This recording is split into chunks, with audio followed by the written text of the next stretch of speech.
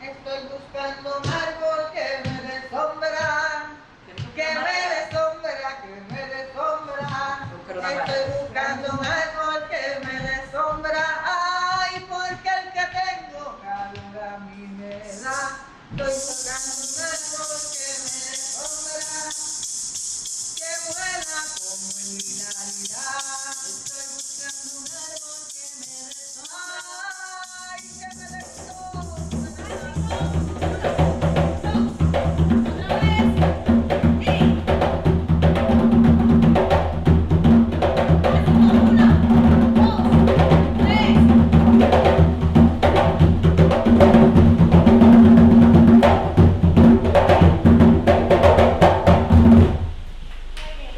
Pues hoy es el quinto día del segundo taller intensivo.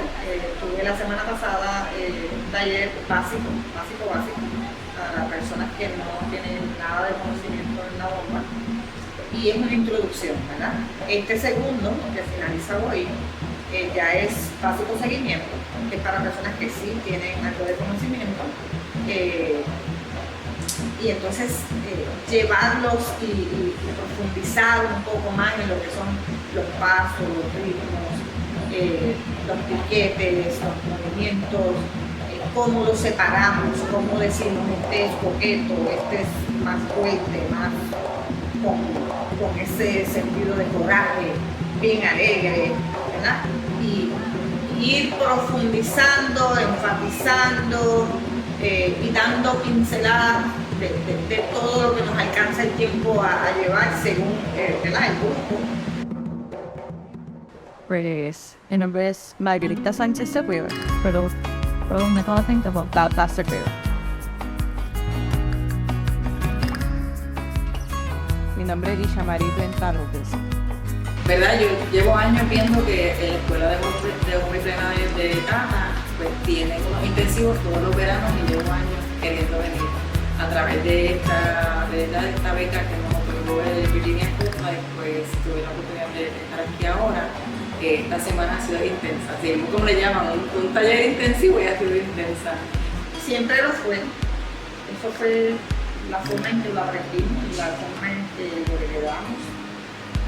Y aunque por muchos años se ejecutó y la dama no bailaba, simplemente era un adorno para el caballero,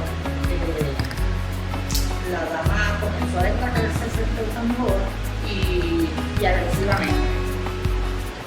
Fue una conversación, seguirá siendo una conversación con el tambor del bailador o bailadora. Es una forma de expresar lo que se está narrando en la canción.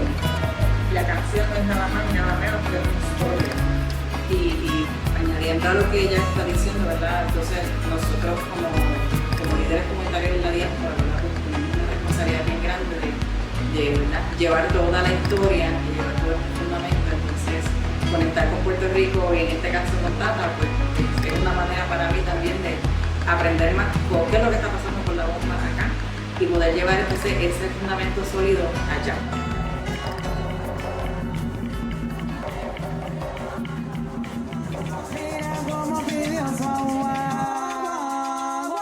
Marionetas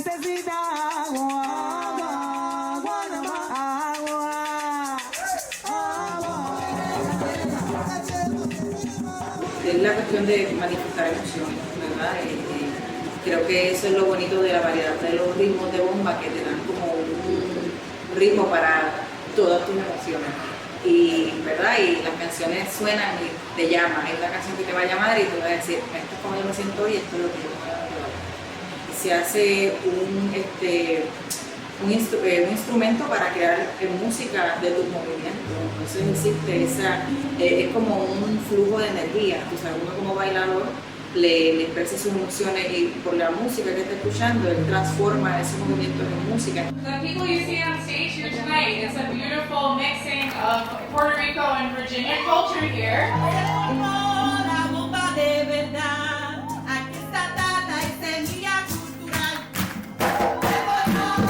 Mira, la bomba es y seguirá siendo un modo de resistencia. Y por eso fue esa forma de ellos comunicarse, porque el tambor, ¿verdad? Se utilizó también como esa comunicación para mandar unos mensajes a través del tambor a otras, ¿verdad?, comunidades cercanas y planificar sus fugas. Así que constantemente fue y seguirá siendo una forma de resistencia. Hoy en día pues, también hasta para las protestas, ¿verdad?, por las cosas que pasan socialmente se siguen utilizando.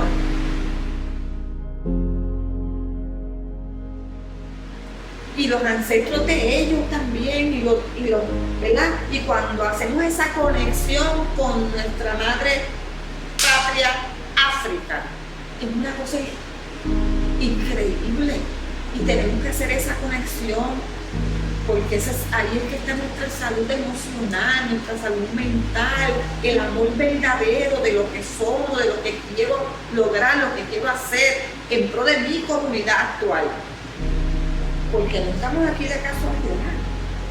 Todos venimos aquí con un propósito y tenemos que enfocarnos en ese propósito para aportar nuestro granito de arena para nuestra comunidad. Porque si no, ¿de qué nos vale estar aquí?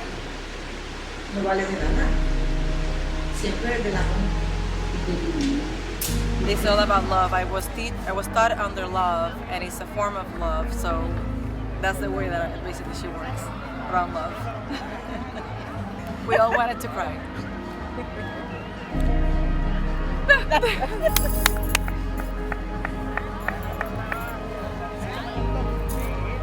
Estamos honrando a los ancestros cada día.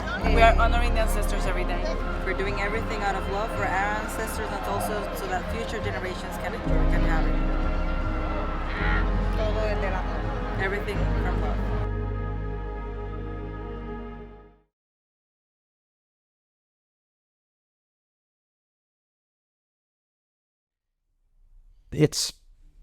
It's recognizable. Everybody within the tribe knows what a neopod is.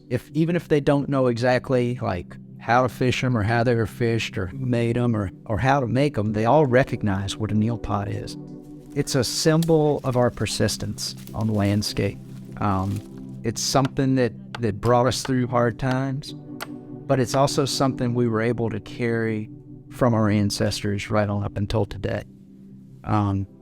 So in many ways, I think we've used it to to exist, you know. Not only does it provide food, but it maintains our culture. Like it sustains us, you know, in a more of a spiritual sense. You know, we've resisted colonialism with it. We've resisted sort of the whole modern world with this eel pot. While we still live in the 21st century, there are all these echoes of the past in the Patawomeck community, and this is one of them. And it's a very important one because of what it says about us.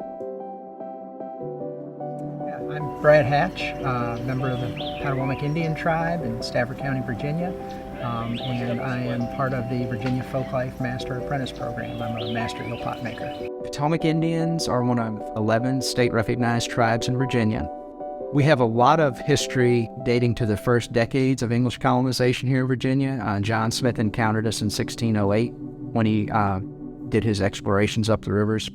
We were here and show up pretty heavily in the records all the way up into the 1660s. In 1666, the Virginia Council has an act that kind of declares war on the Patawomeck Indians and other northern tribes. We persist as a community because we kind of adapt to that new colonial landscape.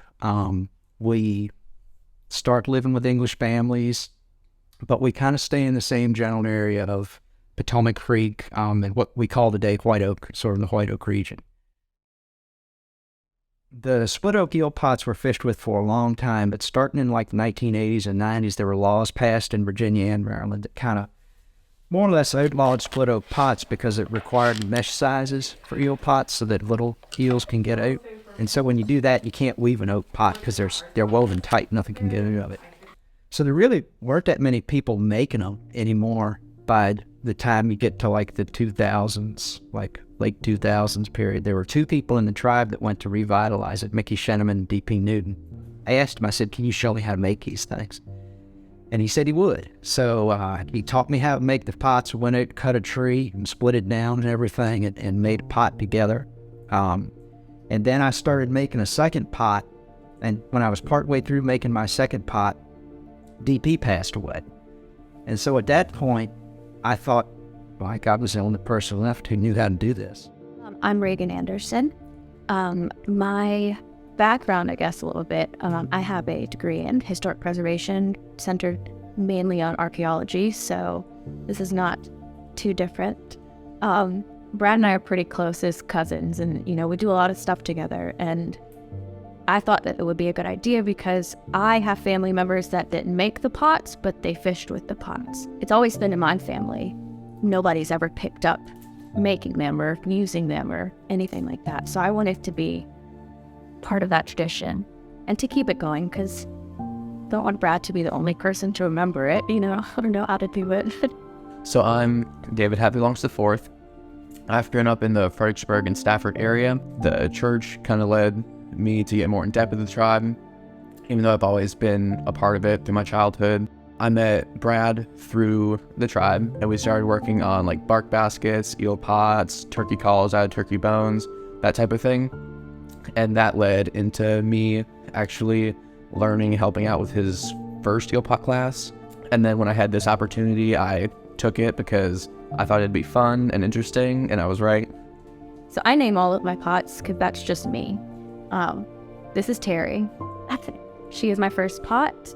She's completely finished, so this is what they look like when they're completely done with their cork. But then this is the one I just finished today, a full-sized eel pot. She's not completely finished, but her name is Virginia because she'll be going to the Department of Historic Resources to be in their collection for our tribe. Yeah, gotta think of more names. When I make them, I feel like it's almost like you can know all the people that came before you in a way. You may have never met them, you may have only heard their names, and there are some people you'll never know their names, but you share a practice with them. I think of my great-grandmother who made them because she died shortly after I was born, but I've always heard about how she made these. So when I make them, I think about her and how she would have been making them at my great-grandfather's house. So she's who I connect with through them. Oral tradition is a very important part of Virginia tribal communities. And I think the process of making eel pots and just crafting and learning a craft in general is something that really helps carry oral traditions along. We sit around and make these pots, and we don't just make them in silence. Well, it may have seemed that way today. But most of the time, we talk about stuff that happened back in the day, or, it's an important way to be able to carry those oral traditions along. Any way that the community and members of the community can kind of meet up and interact with each other, all kind of help that sort of thing. In terms of like sharing the knowledge of this and reaching out to the younger, newer audience, a good important first step for that is how our tribe is seeking out federal recognition, because that would give us a much larger scale to share our knowledge on and open up a lot more opportunities for us with younger generations instead of keeping us enclosed in the area. like only having state recognition would? There's objects, I think, that say a whole lot more about a group of people than any historic document ever could. I think these are one of those things. I think they have a real story to tell about our people and about sort of where we've been, where we're going. So I think that the heel pot itself as an object is just a very important thing in our tribe and the story it can tell.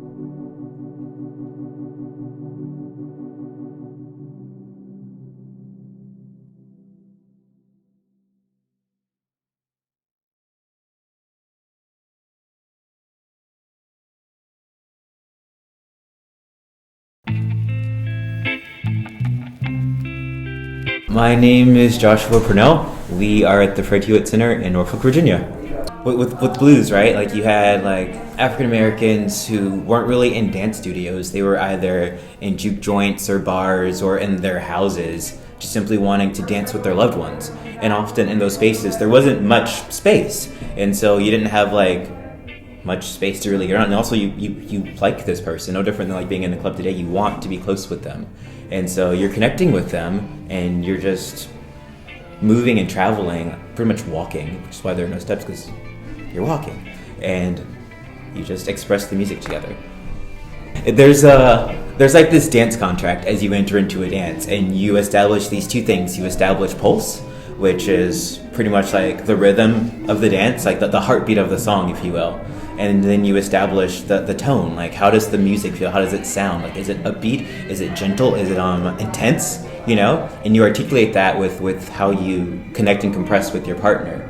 And once that's established, you both express what you hear, but since you have those two terms, you're connected and everything just flows. My name's Tom Norse. I'm here with the, well, I guess it's the Hampton Roads Blues dancing community, and we're just dancing.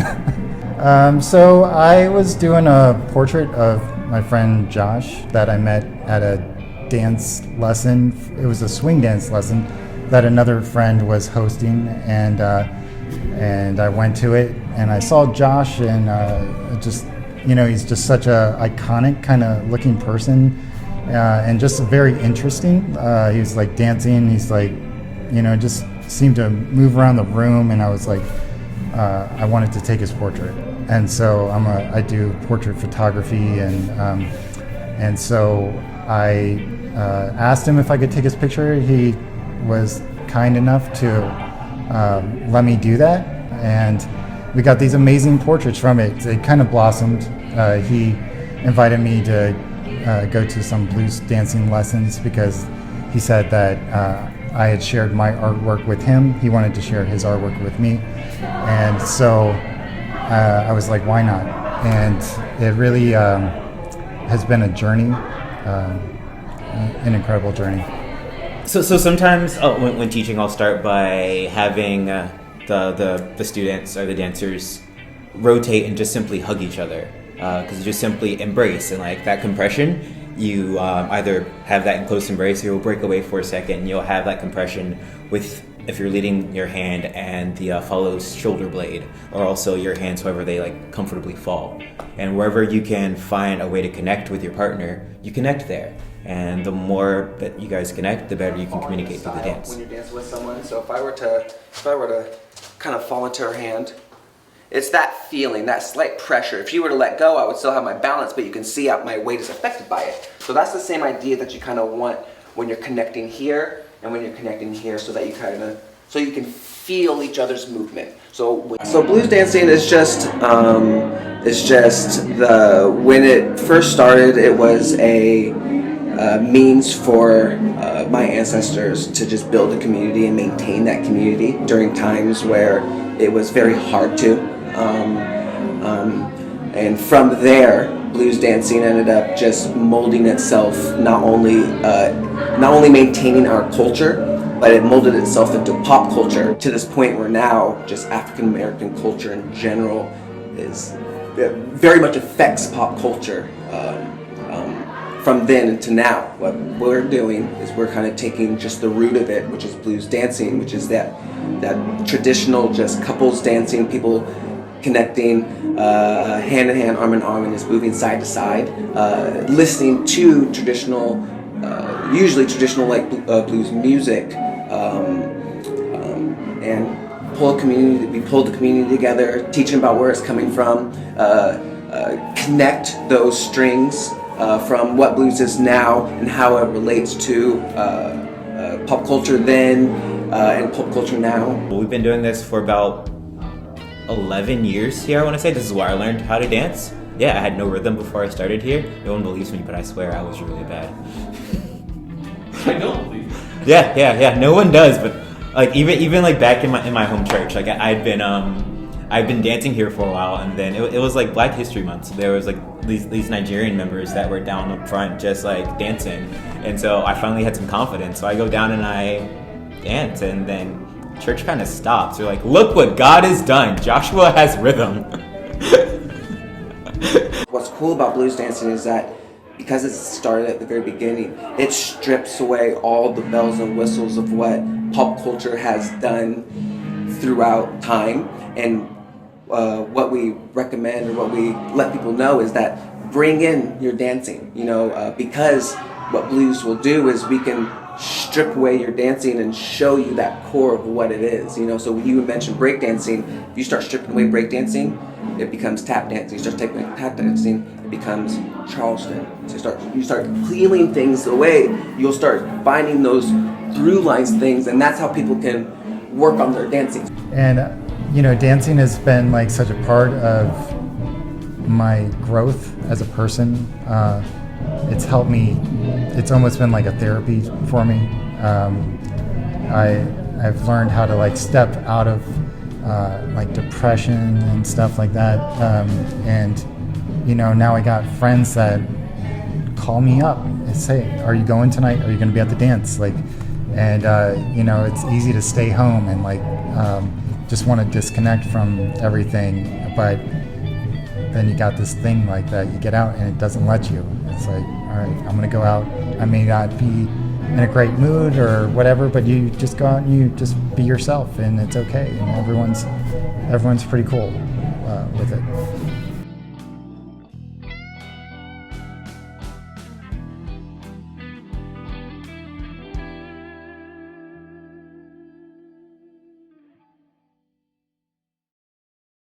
You'll notice throughout the building, you're going to notice a lot of Adinkra symbols. This is one, the Sankofa.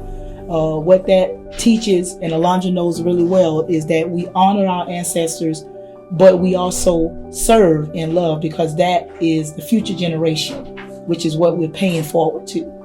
And we talk a lot about endurance, being versatile, community and unity. And in this Community Arts Reach program, nonprofit, we tend to want to share that. Symbols, we place them all over the walls. A lot of people ask, what does that mean?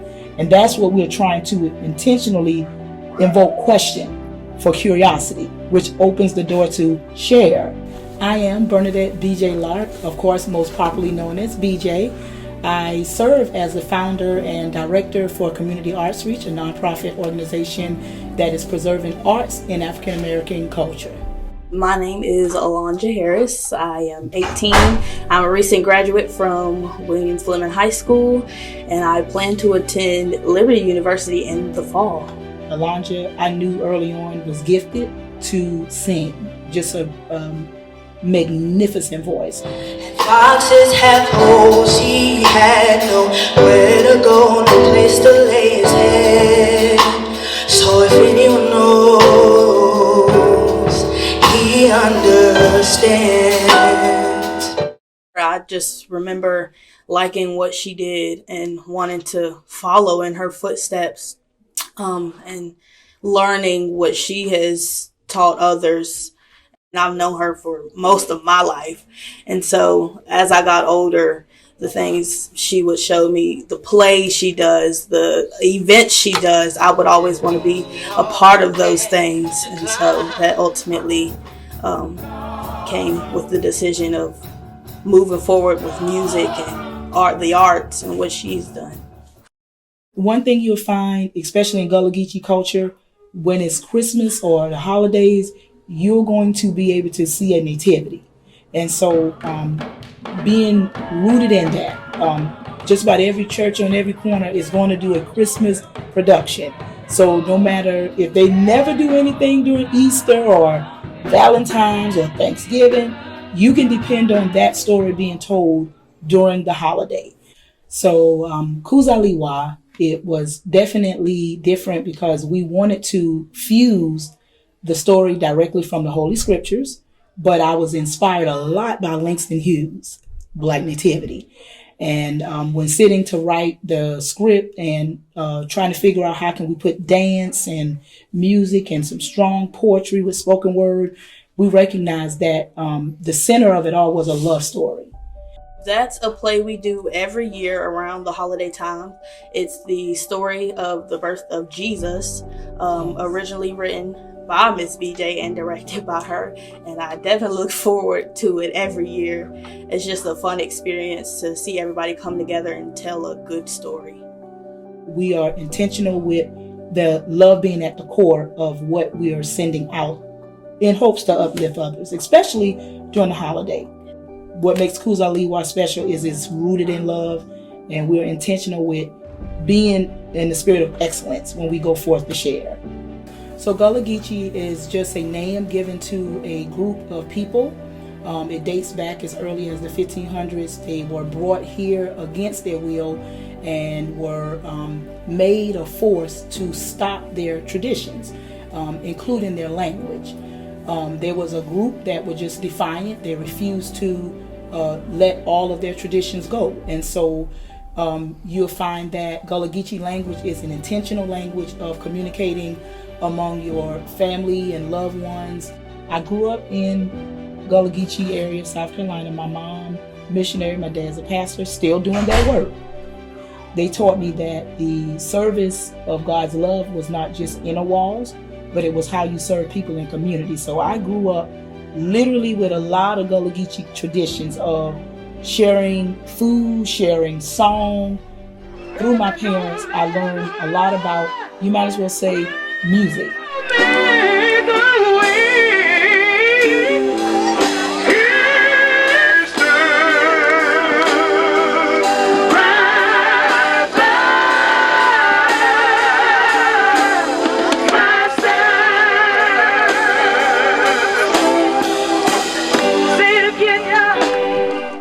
Like I was saying, when you walk into any church in Gullah-Geechee regions, you're probably going to find at least one on every row with that wooden floor, and you'll hear that tempo being set without a drum, the humming, the belting of song, the call and response, and that was what we call soul stirring. So you really didn't need a band of instruments to make that happen, just voices and people using their hands and patting and clapping their feet. God's gonna trouble the water.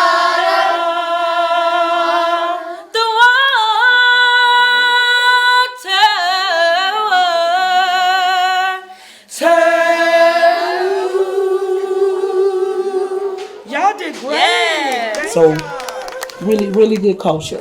And I'm rooted in that. So I take it wherever I go. When your soul is stirred, it almost reminds you of the blues. You're humming or singing from a place inside where it maybe need healing. Maybe it's to bring testimony of healing that you went through. It might be coming from a place of joy. And when I say soul stirring, these are those attributes that are not of the world. So the joy that you have, the world didn't give it, so the world can't take it. The love that you have, the world didn't give it, so the world can't take it. What I'm learning is that the Gullah-Geechee tradition has pretty much its own style of food, music, art, and things like that that a lot of people could benefit from in learning different traditions and cultures, not just what you have in this community, but other communities, so we can all be unified. So every community, which is great, has its own characteristics and culture. So when we leave from where we are native and we travel, we take the best of us with us and all traditions that are intended to be shared. So being here in Virginia, I have connected with other Gullah-Geechee folk, and I'm glad to know that the tradition is alive and well. One of the things that we were intentional years ago was finding out who was missing. There were a lot of areas that are underserved. There are a lot of areas that it's just a matter of affordability. So it wasn't about our youth and families not having that gift or not having that ability or talent. There should never be a pocket in the community where you cannot come together in unity and burst out in song or grab some paintbrushes and begin to express yourself visually or dance or spoken words. Why don't I share the best parts of me with community and see if people will come? And for years, they've been coming. When I let it out, especially to other people, I'm hoping that they can feel the same way, get the same healing maybe, get the same peace, happiness, joy, whatever soul stirring for them, what that means to them, they can get that out too. I feel that when you've been given a gift or a talent and you are aware of that, and that could be one of your purposes, like I often tell Alanjha, you're born with the gift. It's intended to be shared. For me, it's an honor to serve, because when people come to receive from you, that's honorable. Mm-hmm.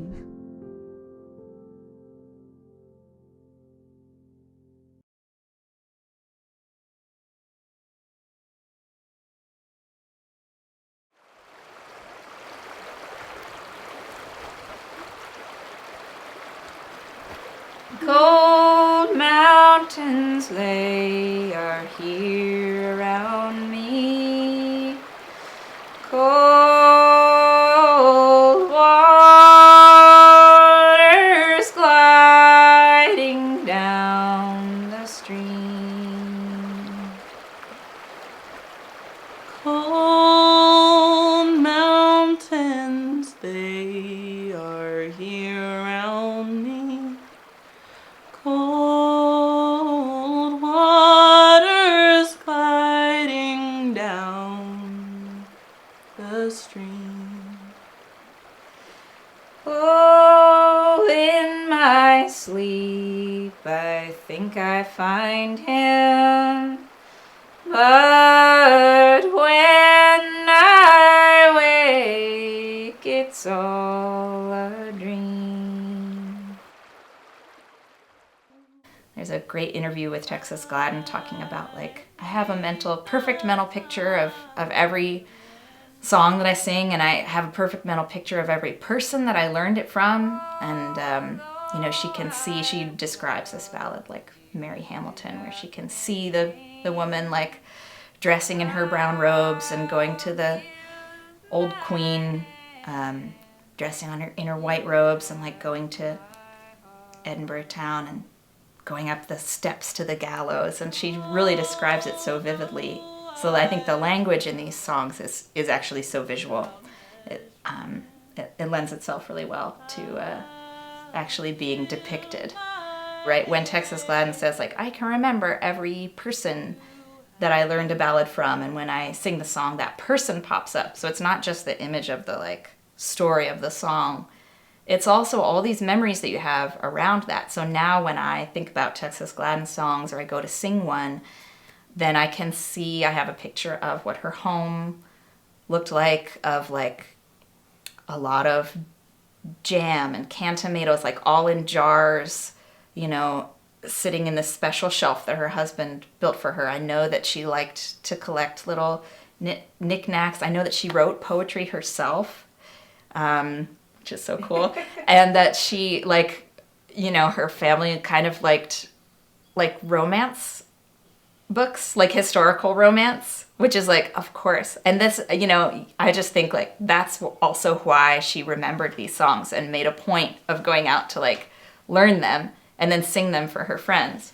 So yeah, of course. Yeah, it's so cool. It's so cool to me. I love that part. I love literature. I love poetry. I have spent 3 years now just diving into every form of poetry that I can get my hands on. I'm currently taking a senior level poetry seminar, like, just for fun. I didn't have to take it, and I just get so into it, and this I mean, like Elizabeth said, it's so beautiful on its own. And one of the things is that I think that is sort of lost on my generation. I will tell people my age, like, I'm a folk singer, this is what I love, this is what I do, and they're like, oh, you hillbilly. And I'm like, what is your problem? Like, and it's, I don't know, I think it's really important, and it's really important for me to be able to learn from Elizabeth this type of storytelling that has to do with, one, something that I love, which is singing, and something else that I love, which is words. And it combines those two things perfectly and effectively, and it's so communicative in a way that I think very few other things are. I don't want this to be lost. I want this to be a part of my life forever, and I want people my age to stop being like, oh, you hillbilly, and be like, that's beautiful, thank you for sharing it. Appalachia is not so well regarded always by the rest of the country. And especially in, I would say, in arts communities or in literature communities, you know,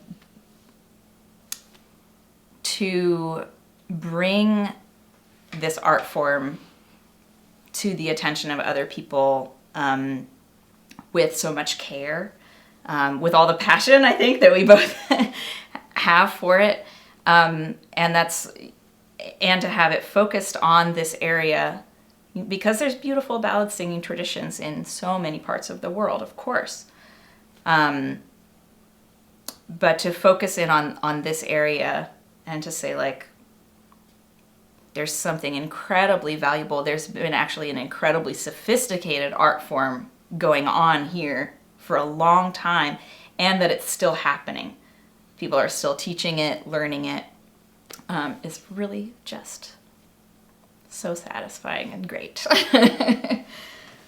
For me, it's also the practice that I have chosen, and I am grateful for the way that Elizabeth holds those values while teaching,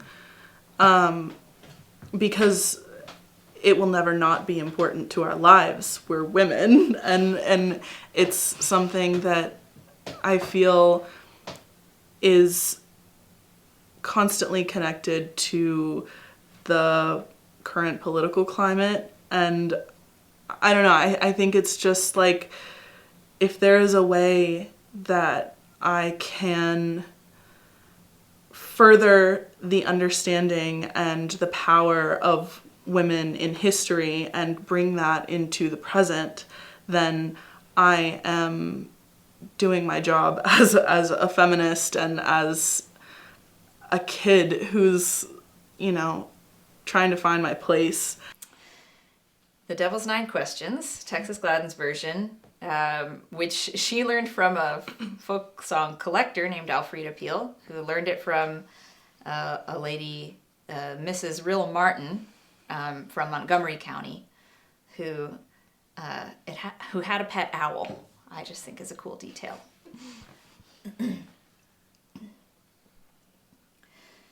Now you must answer my questions 9. Sing 99 and 90, or you aren't God's, you are one of mine. And who is the weaver's Bonnie? Now you must answer my questions 9. Sing 99 and 90, or you aren't God's, you are one of mine.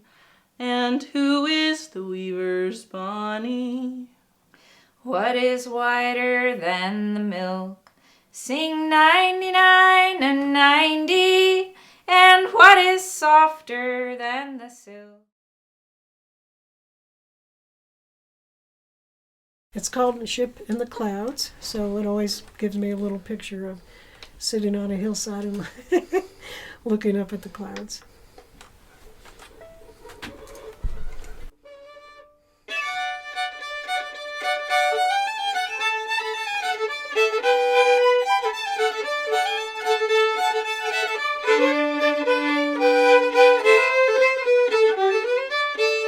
well. My name is Betty Vornbrock, and a quick version is that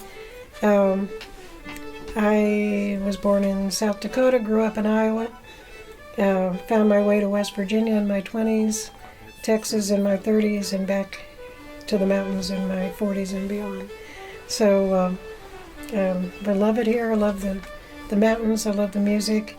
I know I've got ancestral links all back through this area, so there's probably a good reason.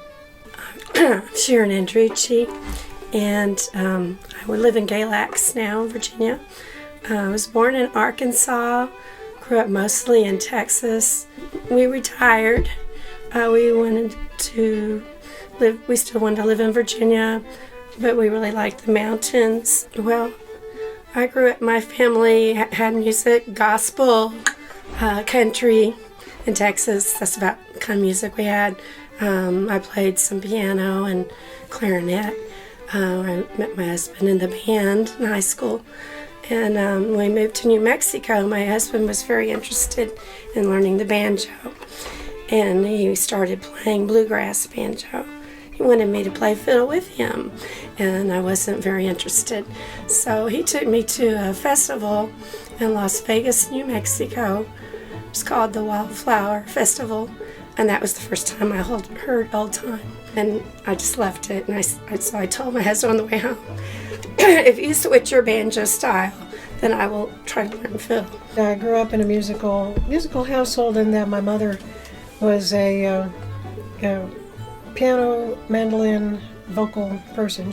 So she got us all started playing piano and then encouraged us into whatever instrument we wanted. And so I became aware of the West Virginia old traditional music scene, mountain music scene, while also learning all different kinds of music with my contemporaries.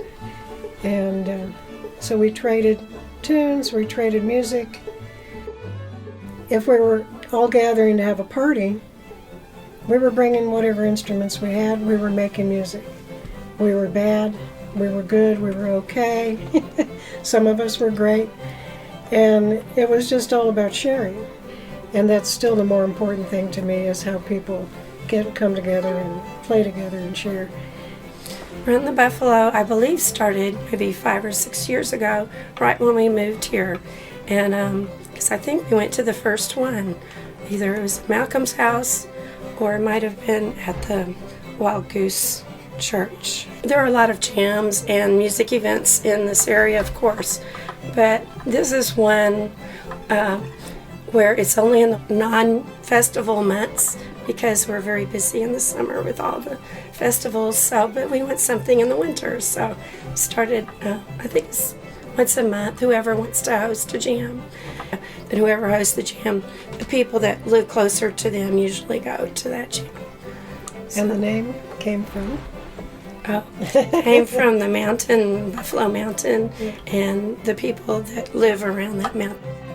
So looking back on it, it really does kind of go right along with what at the time I would have called the elders had done in their younger days to find the music also.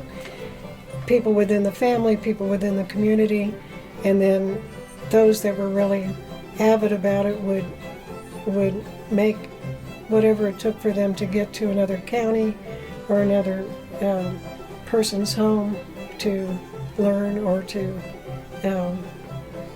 collect a tune that they had heard that person play, and and they'd have to learn it by hand, by ear. Once I did get to spend time with the older fiddlers of that region, it became what they passed on to us was pass it on. You know, happy to share, happy to show you what I know, happy to, give you the music, but please pass it on. I could play, my friends could play, we played. Wilson Douglas I visited on a flyby when I was in West Virginia for something else, and knew about where he lived, and he was close to where I had lived in Clay County. His wife at that time did not like that I was there, but we spent time together, and I have a photo of it on the wall. And that was one of those moments that made me lodge that in my mind. Oh, I can't just do this. I have to be careful. So yeah, there was a blockade just by my gender.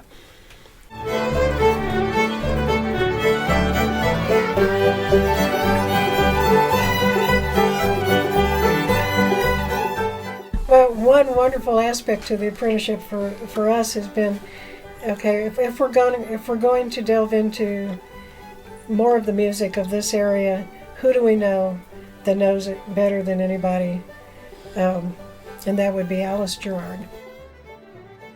Alice was very helpful at telling us the other women that she knew of, but she also reiterated what we understood was that there were just not that many fiddlers, and they were not collected, taped, filmed, and documented in any way that we could really find out that much for this area.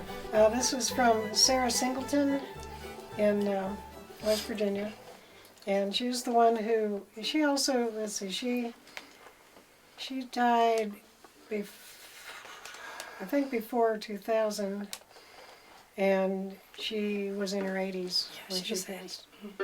And I got to know her really just the last 15, 20 years of her life, but didn't get much chance. I never did visit her at home, but every place I saw her in West Virginia, we would, and her granddaughter, or her daughter actually, her daughter wanted me to learn this tune. After she passed and we'd run into her family, she said, "Have you learned Hell Amongst the Yearlings yet?" No, but I will. And so this is one, I really like it. It's got unusual bowing for any of the versions of this tune. And so it's really kind of a special to her sound, and it's it's just a very interesting little tune. So we'll see what happens with this.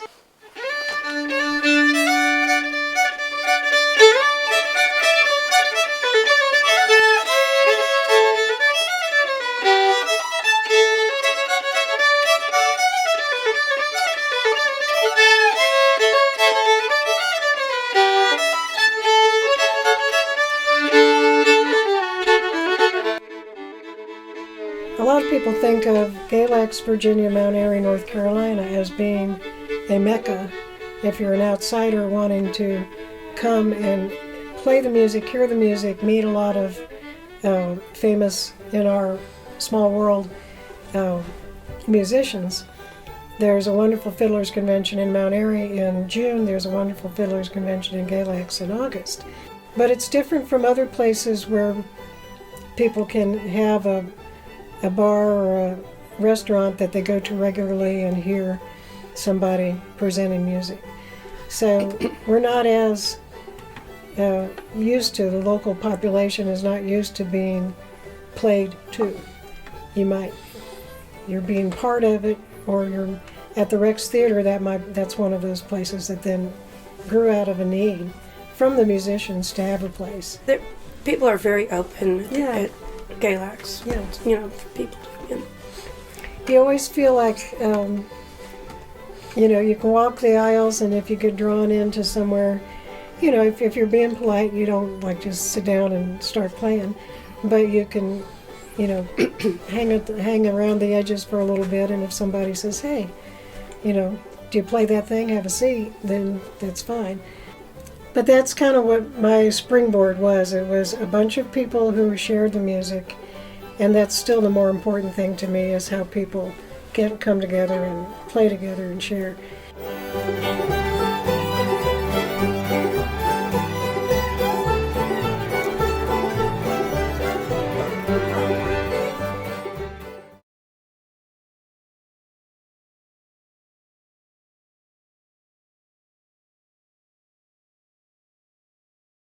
If you do something with your hands and your mind together, it's a good antidote for the misery of the world. You get lost in what you do. While I was at the fire department, I used to do a lot of repair work for players in the area, and some abroad would come in. And then I decided I wanted to build. And then I met Russell Burford. We just clicked right, instantly, enjoying each other's company. So we built about 15 instruments together, and he got this cancer, and he didn't last long with it. But his brother Tommy, who was the apple expert I mentioned, he gave me all of Russell's tools that I wanted, and that helped. Russell was a tool maker by trade, and in the later part of his life, I think he knew he was dying, but he didn't tell me, and neither did Tommy. So I carry on the legend of building violins, and I've built 75. I'm working on my second cello. I've repaired hundreds of instruments, and it's been a passion of mine ever since I got out of the Army. I mean, there was never any question for me that I wanted to devote my life to the violin too, in some way. When I finished college, I decided to apply to the Chicago School of Violin Making, and I was accepted.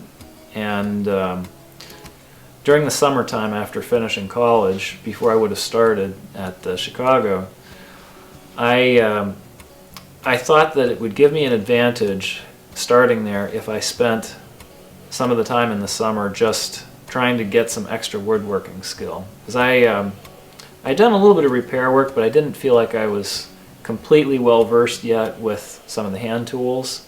I was looking online one day, and there was this violin online made by Daniel Smith of Lynchburg, and I was just really taken aback because this violin was stunningly beautiful, and I had never heard of Danny Smith. It was a shock to me because I'd been living here for such a long time, and I'd never heard the name mentioned. Nobody in the Lynchburg Symphony had one of his violins, and he didn't advertise, so I'd never heard of him. And it was just like, well, how is it possible that all this time, I've never known who he was? And so I was able to look Danny up in the phone book. He was listed.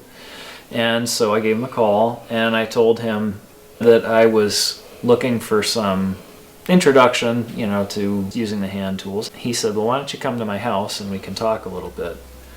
So he came over, and we had we talked for probably a couple hours, but we just hit it off immediately. And at the end of the conversation, Danny said, well, I think what you ought to do is just come make a violin with me. How did you know that Rich would be a good student? Look at him. I mean, I hate to use the word perfect, but we just clicked. Our personalities clicked. It was no BS, no, putting on airs or anything like it. It's just like two kids getting together and playing. It was just natural. And if you leave us alone, we don't fight. Like kids, So it was just a wonderful blessing in my life. And like I said earlier, I learned from him now because of all the information and the instruments. I mean, he's played Strads and Guarnerises. So now he's in the circuit as far as trading and working on instruments, and he sends me pictures, and so the student becomes the teacher, and it should. I think one of my biggest sources of inspiration is actually somebody that I never met, which is my great-great-grandfather. He was the first in the family, but since I don't know much about his personal history, what I do know is the violins, because I grew up playing on a number of his instruments, and so being able to see those every day and kind of imagine a future where I could be able to do what he did has always been a source of inspiration. I'm the fifth generation in the family to be involved with the violin in some way, going back to my great-great-grandfather.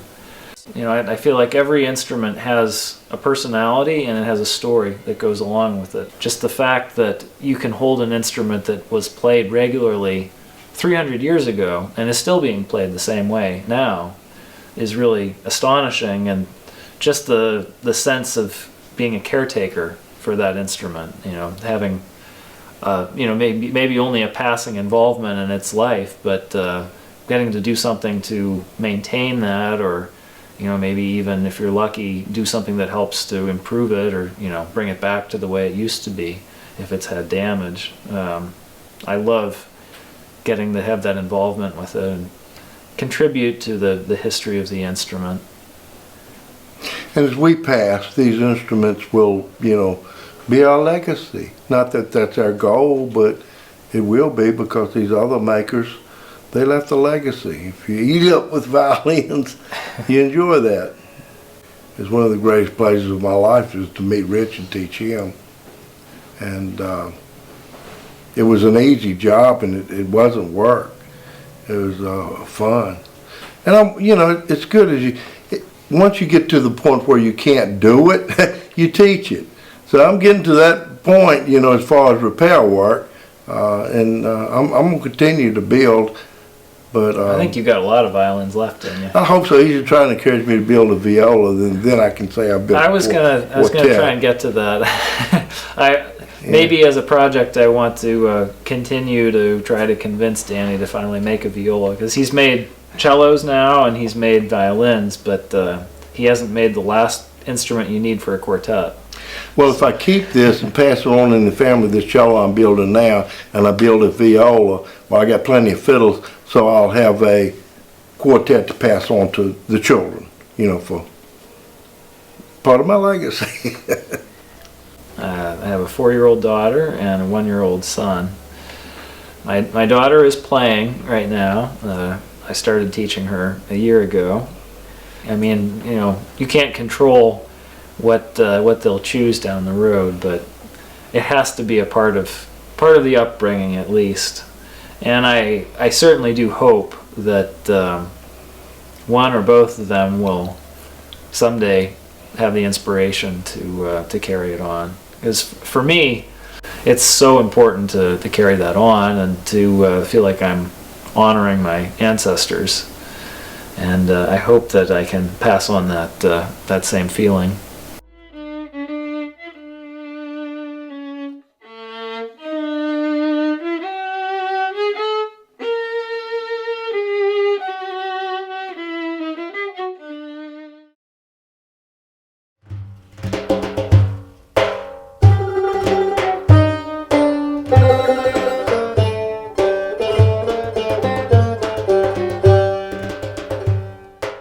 The music generally is international. For example, my English is not well, but they can feel it because music is international.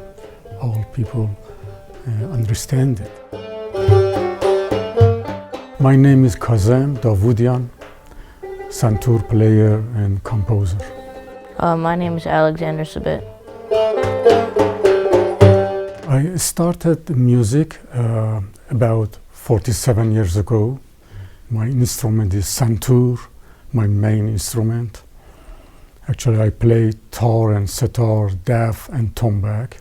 When I was 14 years old, I saw somewhere santur is here.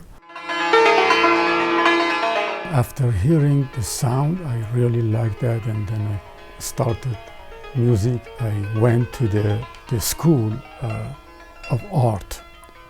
I studied for 3 years, and then after that I went to the college, to university, and continued the music. I started in Iran. I had many students there, and then when I came to US in 1990, I started to create music, and step by step, year by year, I was teaching students like Alexander and others.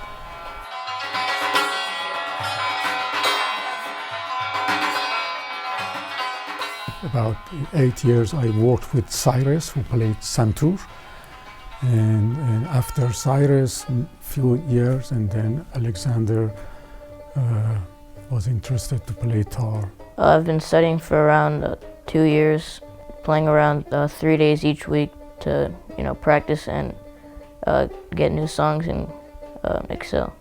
He's really helpful with explaining everything I need help on and telling which areas I need to practice more. So, do you play slower, faster? We call him ustad because it's a way to honor him for what he does and how long he's been doing it, and it means maestro or master or even professor. He's very talented. He's very talented. I'm satisfied.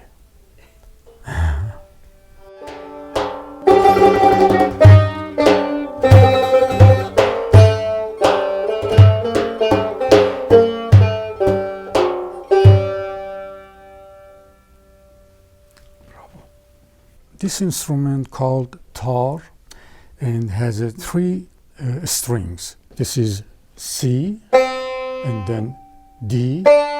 This is E flat, and then this is E natural, and this is E coron. Coron is quarter step.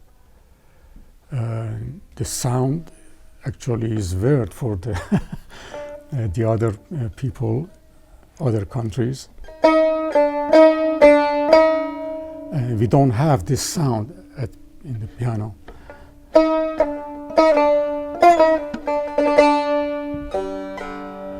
So the coron is a special sound from Iranian music, and so that's why it's different, the Iranian music. In Western music we have 2, minor and major, but Iranian music we have 7 scales because we have the quarter steps around of the instrument. And then the other famous scale is shur. Shur is like mothers, like mother. Fa, sol, la, sol, si, la, sol, fa, sol, do, si, la, sol. We don't have this scale in Western music. Da, ra, ra, ra, da, ra, da, ra. This is shur, and it's very famous.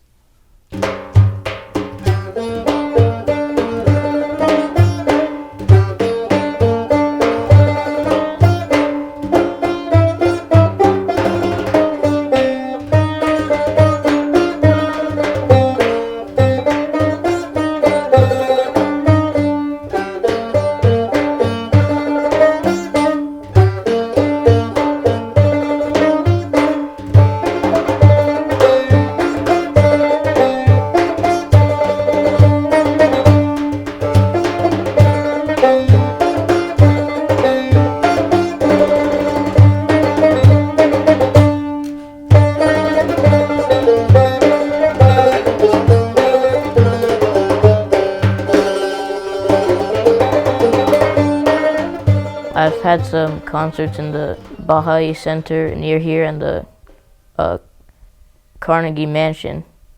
Sometimes during the Iranian New Year, I played at chapel to kind of spread the culture, and I talk about that during that time to kind of help them understand what this is and why I'm playing it. Compared to Western music, I'm not originally from America, so this really makes more sense to play, and playing it is just, it sounds better to me.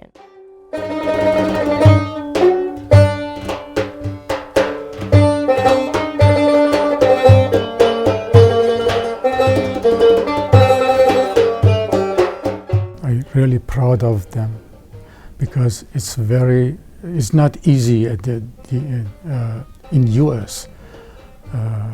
The guys like this, like Alexander and Cyrus, play Iranian instrument. I'm really proud of them, and also the other students I had.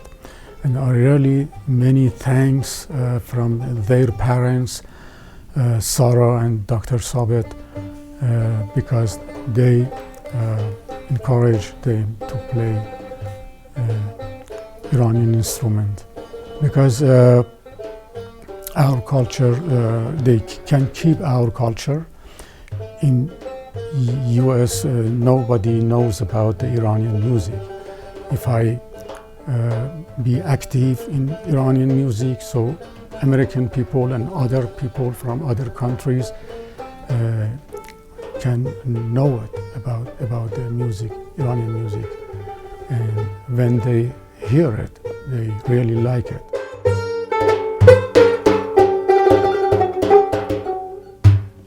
Excellent, good.